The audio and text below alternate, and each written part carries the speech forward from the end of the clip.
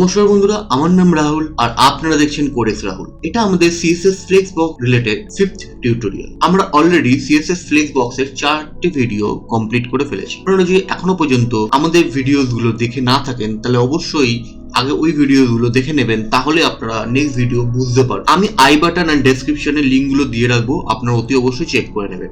আমরা এখনো পর্যন্ত flex direction, flex wrap and flex flow, আরেকটা আছে আমাদের ইন্ট্রোডাকশন, আমি এখানে ইনক্লুড করিনি, তো ইন্ট্রোডাকশনও আমাদের মধ্যে ইনক্লুড রয়েছে। তো ইন্ট্রোডাকশনও আমি কিছু বলেছি গুরুত্বপূর্ণ কথা, সেটা আপনারা অতি অবশ্যই চেক করে নেবেন, ঠিক আছে। আমাদের নেক্সট ভিডিও মানে আজকে যে ভিডিওটা করা উচিত ছিল আমাদের ফ্লেক্স গ্রো বা ফ্লেক্স রিং, ফ্লেক্স বেসিস বা ফ্লেক্স, কিন্তু আমি যদি এখন ফ্লেক্স বা ফ্লেক্স বেসিস, রিং, গ্রো এইগুলো নিয়ে এখন যদি আলোচনা করি তাহলে আপনারা অনেক কিছু বুঝতে পারবেন না, ঠিক আছে। তো তার জন্য আমি কি করবো, 8 থেকে 12 আগে কমপ্লিট করবো, মানে justify content, align items, align self, align content and order, এই 5খানা ভিডিও কমপ্লিট করার পর দেন আমরা ফ্লেক্স গ্রো থেকে ফ্লেক্স অবধি আমরা তৈরি করবো, ঠিক আছে। আজকে আমাদের যে টপিকটা থাকবে সেটা হচ্ছে জাস্টিফাই কন্টেন্ট। তো এই জাস্টিফাই কন্টেন্ট সম্পর্কে আমরা আজকে পড়বো। আজকে আমাদের জাস্টিফাই কন্টেন্টের যে 6টা ভ্যালু নিয়ে আমরা আলোচনা করব সেটা হলো flex start, flex end, center, space between, space around and space evenly. তো এই 6টা ভ্যালু নিয়ে আমরা পড়বো। এই জাস্টিফাই কন্টেন্ট খুব ইম্পর্টেন্ট, আপনারা খুব ভালোভাবে বুঝবেন যে জাস্টিফাই কন্টেন্টের ইউজ কেস আমাদের ওয়েবসাইটে প্রচুর থাকবে। আপনারা এই 6টা ভ্যালু কিন্তু খুব ভালো করে বুঝবেন। চলুন বন্ধুরা, উইদাউট ওয়েস্টিং এনি টাইম আমি ভিডিওটা শুরু করি। তো আমরা আমাদের কোড এডিটরে চলে আসি। আমরা আমাদের কোড এডিটরে চলে এসেছি। আমাদের কাছে 4টে আইটেম আছে, ব্লকস 1 2 3 4, আমাদের কাছে 4টে বক্স আছে। তো 4টে বক্সে আমাদের প্রত্যেকে মার্জিন দেওয়া আছে, দুদিক থেকে মার্জিন দেওয়া আছে, অ্যান্ড আমাদের একটা প্যাডিং দেওয়া আছে। আমাদের যে মেইন কন্টেনার আছে সেখানে যে ম্যাক্স উইথ দেওয়া আছে, একটা মার্জিন দেওয়া আছে, ওপর থেকে 100 পিক্সেল মার্জিন দেওয়া আছে, অ্যান্ড অটো করা আছে। অ্যান্ড আমরা কি করেছি, আমাদের যে মেইন ফ্লেক্স বক্স ব্যাপারটা আছে সেখানে আমরা একটা ব্যাকগ্রাউন্ড কালার আর একটা প্যাডিং দিয়ে রেখেছি। অ্যান্ড ফ্লেক্স আইটেম, যে প্রত্যেকটা যে আইটেম আছে সেখানে আমরা একটা মার্জিন দিয়ে রেখেছি। আপাতত আর কিছু করিনি, ওকে। এবার আমাদের যে কাজটা করতে হবে, আমাদের যে মেইন ফ্লেক্স বক্স ব্যাপারটা আছে, আমরা এখানে আমাদের যে ফার্স্ট কাজটা থাকে সেটা আমরা করে দিই ডিসপ্লে ফ্লেক্স। যেই করবো এটা আপনারা প্রত্যেকেই জানেন, আমি প্রত্যেকটা ভিডিওতে দেখাচ্ছি যে ডিসপ্লে ফ্লেক্স মানে পাশাপাশি জিনিসটা চলে আসবে। আমরা এখান থেকে মার্জিনটাকে সরিয়ে দিই, মানে ফ্লেক্স আইটেমের কাজটা আমি এখন আপাতত বন্ধ করে দিই, ঠিক আছে। তো এটা আমাদের কি হলো, পুরো গায়ে গায়ে জিনিসটা লেগে আছে, ঠিক আছে। এবার আমরা যে কাজটা করবো, আমাদের যে মেইন ভিডিও যে টপিকটা আছে জাস্টিফাই কন্টেন্ট, জাস্ট আমরা করবো জাস্টিফাই কন্টেন্ট ফ্লেক্স স্টার্ট।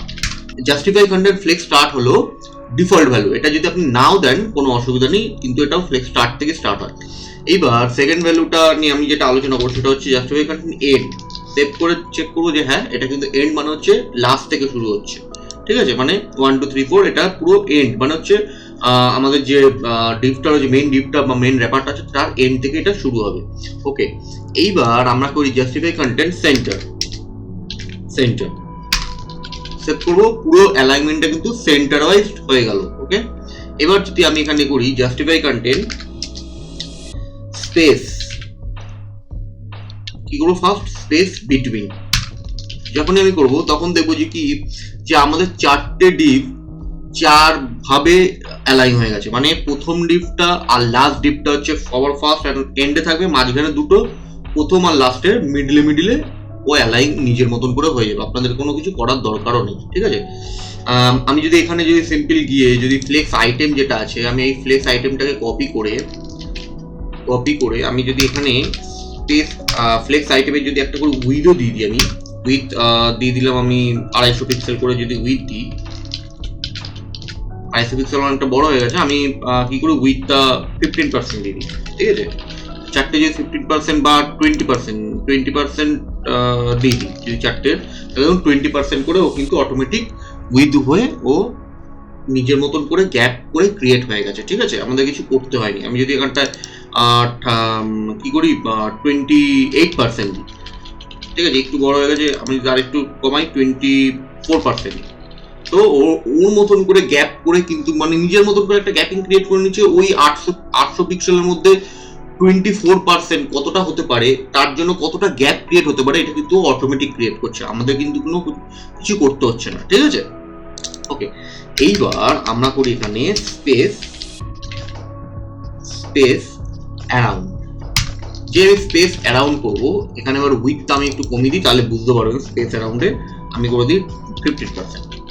তাহলে কি হলো, স্পেস অ্যারাউন্ডে ও বাদিক থেকে অ্যান্ড ডান দিক থেকে যে গ্যাপটা ক্রিয়েট করেছে, দেখুন বাদিকের যেটুকু গ্যাপ ক্রিয়েট করেছে 1 আর 2 দুটো বক্সের মিডিলে তার ডবল গ্যাপ ক্রিয়েট করা আছে, বা 2 and 3 মিডলে ডবল গ্যাপ ক্রিয়েট করা আছে, বা 3 and 4 এর মিডলে ডবল গ্যাপ ক্রিয়েট করা আছে, আবার লাস্টেরটায় যেটুকু গ্যাপ মেনটেন করে সেটুকুই গ্যাপই রয়েছে। মানে ও এই প্রসেসটার নাম হচ্ছে স্পেস অ্যারাউন্ড। ও এইভাবে গ্যাপটা ক্রিয়েট করছে, মানে জাস্টিফাই কন্টেন্ট এইভাবে গ্যাপটা ক্রিয়েট করছে। এবার আমরা করে দিই স্পেস ইভেন্টলি।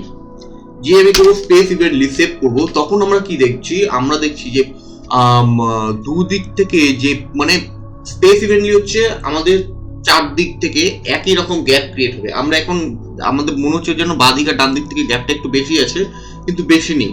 আমরা যদি এই যে প্যাডিংটা দেওয়া আছে, আমরা যদি মেন যে ফ্লেক্স বক্সে যে প্যাডিংটা দেওয়া আছে, সরি, আমরা যদি বাঁদিক থেকে আর ডান দিক থেকে প্যাডিংটা যদি জিরো করে দিই, তাহলে দেখুন সব কিছু গ্যাপ কিন্তু সেম রয়েছে। মানে বাঁদিকের যেটুকু গ্যাপ রয়েছে 1 থেকে 2 এর ডিস্টেন্সও গ্যাপও সেম, 2 থেকে 3 ডিস্টেন্সও গ্যাপও সেম, 3 থেকে 4 এর ডিস্টেন্স গ্যাপও সেম, আর হচ্ছে লাস্টের গ্যাপটাও সেম। মানে ইভেনলি, মানে সব জায়গা থেকে সেম গ্যাপ ক্রিয়েট করে নিল। তো আশা করি আপনারা বুঝতে পেরেছেন। এই ছটা ভ্যালুই ছিল: flex start, flex end, center, space between, space evenly and space around. এই ছটা ভ্যালু আমি অলরেডি বলে ফেললাম। আপনারা যদি বুঝতে না পারেন বা আপনাদের যদি কোনো রকম অসুবিধা হয়, ডেফিনেটলি কমেন্ট বক্সে কমেন্ট করুন যে আপনাদের ভিডিওটা কেমন লাগলো, সেটা আপনারা লিখে জানাতে পারেন। আমাদের যদি ভিডিওটা ভালো লাগে তাহলে ভিডিওটাকে লাইক করুন, আমাদের চ্যানেলকে সাবস্ক্রাইব করুন, এন্ড ভিডিওটা ভালো লাগলে অবশ্যই ভিডিওটাকে বিভিন্ন সোশ্যাল মিডিয়া প্ল্যাটফর্মে শেয়ার করুন। চলুন বন্ধুরা, দেখা হচ্ছে আরেকটা নতুন টিউটোরিয়ালের সাথে। এই ভিডিও সম্পর্কে যদি কোনো মন্তব্য থাকে তাহলে কমেন্ট করুন, কমেন্টে রিপ্লাই অতি অবশ্যই পাবেন।